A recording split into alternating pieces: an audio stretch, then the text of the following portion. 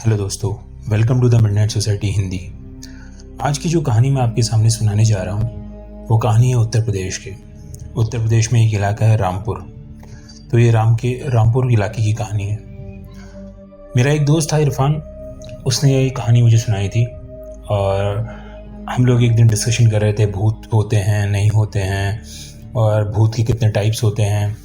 तो इरफान एक मुस्लिम परिवार से आता था, तो उसने भी बताया कि हमारे वहाँ भूत को जिन्न कहते हैं और जिन्न से रिलेटेड उसने बहुत सारी चीज़ें बताई कि जिन्न बड़े से होते हैं और वो आपकी इच्छा पूरी भी कर सकते हैं लेकिन आपको बर्बाद भी कर सकते हैं। बहुत सी चीज़ें उसने जिन्नों के बारे में भी बताई, जैसे हम भूत प्रेत के बारे में बताते हैं। तो उसी डिस्कशन के टाइम पे ये कहानी निकल के आई।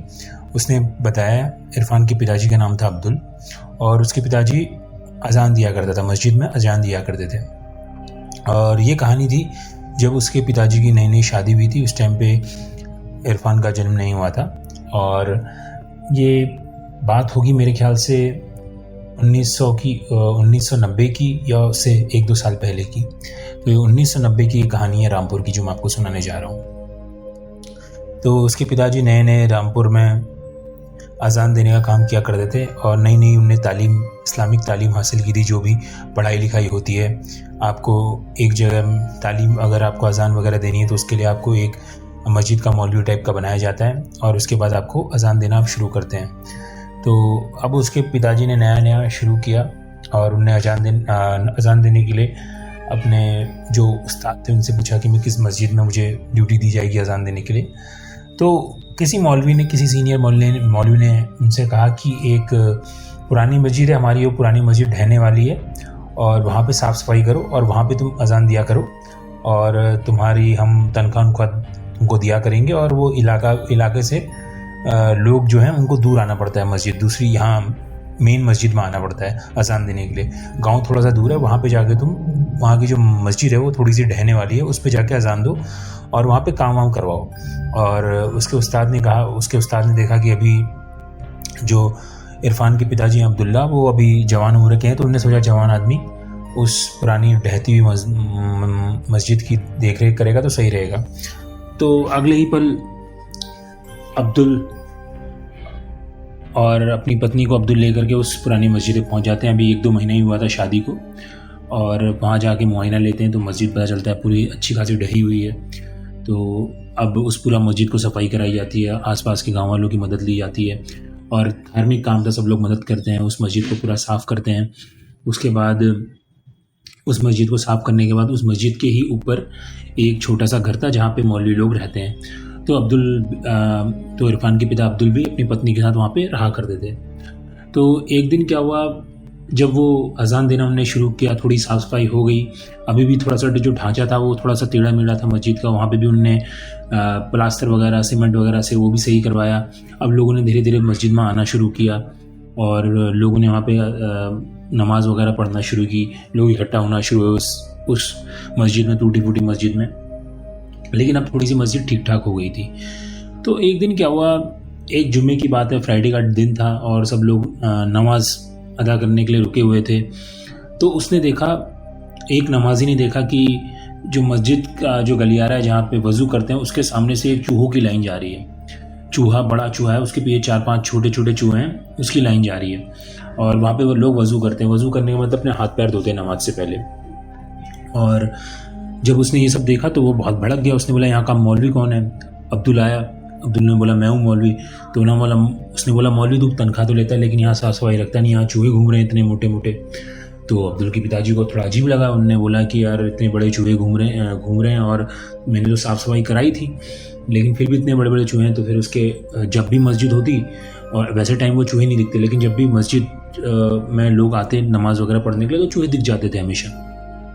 और तब उसके पिताजी ने, अब्दुल ने सोचा कि यार मुझे इनका कुछ करना पड़ेगा, ये मेरा बहुत जो है नुकसान कर रहे हैं, मेरी रेपुटेशन ख़राब कर रहे हैं यहाँ मस्जिद में। ठीक है, लोग आके मेरे को बोलते हैं। तो उनने वही चूहा मार दवाई वगैरह कुछ लेके आए होंगे, उनने चूहों को दवाई वगैरह दी और उसके बाद फिर उनने देखा कि उनको 2 छोटे छोटे चूहे मरे हुए मिले और बाकी बड़े चूहे तो नहीं मिले। लेकिन एक बड़ा चूहा और 2-3 चूहे की टोली थी, लेकिन 2-3 छोटे चूहे मरे मिले लेकिन कोई बड़ा चूहा मरा नहीं मिला। बात आई गई हो गई, उसका चूहे का दिखना बंद हो गया। और लोगों ने भी बोलना बंद कर दिया मौलवी को, क्योंकि अब चूहे दिखाई नहीं देते थे। लेकिन उस दिन के बाद से अब्दुल की पूरी ज़िंदगी बदल गई। उसकी थोड़ी तबीयत ख़राब सी रहने लगी, थोड़ा सा वो चिड़चिड़ा सा होने लग गया और अपनी पत्नी को छोटी छोटी बात पे उल्टा सीधा बोलने लग जाता, मारता पीटता। जो मेरा दोस्त इरफान है उसकी माँ को मारता पीटता। तो ये सब हरकतें उसकी होने लग गई। और क्या कहते हैं, लोगों ने, उसकी पत्नी बिल्कुल परेशान हो गई कि कहाँ ये बिल्कुल कुछ नहीं करता था, अभी मेरे को मारता पीटता है। और क्या कहते हैं, जो वहाँ पे नमाजी आते मस्जिद में उनसे भी बदतमीजी से बात करता। कोई पूछता कि ये फलाना तारीख कब है या कुछ भी इस्लामी जानकारी लेता तो उसको उल्टे मुँह जवाब देता और बहुत बदतमीजी करने लग गया लोगों से। और क्या कहते हैं, अपनी पत्नी को मारने पीटने लग गया। और तब लोगों को थोड़ा सा अजीब लगा कि ये मौलवी कैसे बिगड़ गया है। तो एक रात की बात है कि अब्दुल की वाइफ सोई हुई थी, इरफान की माँ सोई हुई थी। और रात में अब वो देखती कि उसका जो पति है वो रात को कहीं निकल जाता था। वो निकल जाता, उसको भी अजीब लगता कि कहाँ निकल गया है। तो एक रात वो सोई हुई थी और अगर वो पूछती इस बारे में कि तुम कहाँ जाते हो, क्या करते हो, क्यों करते हो, तो अब्दुल उसको पीटता। अब अब्दुल का खौफ इतना ज़्यादा हो गया था, इतनी ज़्यादा बदतमीज़ी पे इरफान के पिताजी अब्दुल उतर आए थे। तो अब क्या हुआ, एक रात जब अब्दुल बाहर गायब हुआ तो उसकी पत्नी ने सोचा कि मैं चलो देखती हूँ अब्दुल कहाँ गया है। तब उसने ऊपर छोटा सा कोठरी थी उनकी, जहाँ वो लोग रहते थे 2 लोग, और पूरी छत खाली रहती थी। तब उसने बाहर आके देखा तो उसको यकीन नहीं हुआ। उसने देखा कि वो जो अब्दुल है वो नमाज़ पढ़ रहा है। उसको अजीब लगा, यार रात के 2-2:30 बज गए हैं, अब्दुल नमाज़ पढ़ रहा है और ये सब चीज़ें हो रही हैं। तो उसको बड़ा अजीब लगा कि ये सब हो क्या रहा है। और क्या कहते हैं, बिल्कुल ही उसको बहुत अजीब सा लगा। अब एक दिन क्या हुआ कि अब उसको थोड़ा अजीब लगा, वो किसको कहे क्या बोले कुछ समझ में नहीं आया उसको। उसने सोचा कि मैं मायके चली जाती हूँ, थोड़ा सा मेरा जो है मूड चेंज हो जाएगा, क्योंकि यहाँ पे रोज़ तमाशा लड़ाई वो अब्दुल करता था। तो उसने पूछा अपने अब्दुल से कि मैं जा सकती हूँ। उसने बिल्कुल मना कर दिया और उसकी आवाज़ में पूरा भारीपन था, जैसे वो नहीं कोई और बोल रहा है कि तू बिल्कुल नहीं जा सकती, इस टाइप से उसने कहा। लेकिन उसकी माँ को भी बहुत अजीब लग गया वो रात की हरकत देख करके। तो उसको लगा कि उसका जो शौहर है वो पागल हो चुका है। तो वो बचते बचाते उससे अब्दुल से बिना पूछे फ्राइडे की एक सुबह 8-9 बजे की बात थी, वो निकल गई अपने मायके की ओर। और वो निकल गई और निकल करके वो जो अपने मायके पहुंची, मायके में उसने बताया कि अब्दुल मेरे साथ ये करता है वो करता है। तो लोगों ने समझाया कि छोटी मोटी लड़ाई है और तुमको इस चीज़ का बुरा नहीं मानना चाहिए। तो यही सब चीज़ें होने लग गई। फिर भी उसके घर वालों ने कहा कि ठीक है, तुम कोई बात नहीं, तुम यहाँ पे 1 हफ्ता रुको, अब्दुल तुमको लेने आएगा तो हम तुमको जाने देंगे। उसने कहा ठीक है। वो अपना, जब उसकी पत्नी मायके में आई, अपना रहना वगैरह उसने शुरू किया और आराम से सब दिन चल रहे थे। एक दिन क्या हुआ, एक शाम को जो उसकी पत्नी थी, उसके पिताजी भी, उसके पिताजी के और के जो बेटे थे, उनके बच्चे थे, उनके बच्चे शहर लखनऊ से आए हुए थे। तो उनको रात को कहानियाँ सुनाया करते थे, जिन्नात की, भूत प्रेत की, जैसे हम दादा नाना नानी सुनाते हैं कहानियाँ। तो वैसे ही अपने बच्चों को, अपने बेटे के बच्चों को वो कहानियाँ सुनाया करते थे, उसके पत्नी के पिताजी। तो वो एक दिन जिन्नात की बात बता रहे थे, तो जिन्नात की कोई कहानी सुना रहे होंगे। तब उस टाइम पे उसके पिताजी ने बताया कि जिन्नात जो होता है वो रात को नमाज़ पढ़ता है। तो उसकी पत्नी का माथा ठनका कि ये क्या बात कर रहे हैं मेरे पापा, कि जिन्नात रात को क्या कहते हैं नमाज़ पढ़ता है। तब उसको थोड़ा अजीब लगा। लेकिन अगले सुबह उसने अपने पिताजी से बोला कि पिताजी मुझसे आपसे कुछ बात करनी है। तो उसने बोला बेटा क्या हुआ। तो उसने बताया कि मेरे जो पति है अब्दुल, और वो भी ऐसे ही करता है, रात को नमाज़ पढ़ता है, ये वो। लेकिन उसके पिता ने कहा नहीं वो उसने ऐसे ही पढ़ लिया हो या तुमने कुछ गलत देख लिया होगा, रात को तो नहीं पढ़ा होगा उसने नमाज़, और वो तो मौलवी, उसको सब पता है, उस पर जिन्नात कैसे आ सकते हैं। तो उसने बोला तुम बेफिक्र रहो, ये सब चीज़ें बिल्कुल मत करो, ये इन सब चीज़ों का कोई अपने मन में शक मत रखो।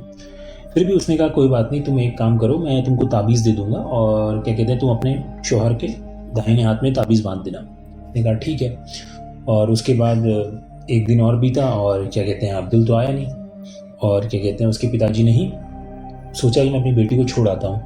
तो वो पिताजी वो मस्जिद पे पहुँचे, जो गांव थे वो भी आसपास से ज़्यादा दूर नहीं थे, और अब्दुल को बुलाया और अब्दुल ने नीचे आया और अब्दुल ने सीधा उसके पिताजी को देखते बोला तुम्हारी ज़रूरत कैसे हुई यहाँ आने की। तो उसके पिताजी को बड़ा अजीब लगा कि यार ये कैसी बात कर रहा है, ये तो बहुत तमीज़दार हुआ करता था, और फिर भी उसने कोई उससे बात नहीं करी। उसने बोला ये मेरी बेटी आई है। उसने उसका पकड़ के हाथ खींचा अपनी तरफ, अपनी पत्नी का, और उसने बोला तुम यहाँ से निकल जाओ। तो उसको उसके पिताजी को भी लगा पुराना समय था, तो उसके पिताजी ने भी कुछ अपोज नहीं किया। उसके पिताजी ने कहा कि चलो ठीक है, मेरी बेटी को तो रख ही रहा। उसके पिताजी दो पाँव अपने वापस चले गए उल्टे पाँव, और वो वापस गया। उसने उसको पत्नी को पीटा वीटा, और फिर क्या कहते हैं बाकी जो दिन है वो चलता रहा। खाना वाना बनाया उसने, और उस रात जो है उसने बहुत खाना खाया।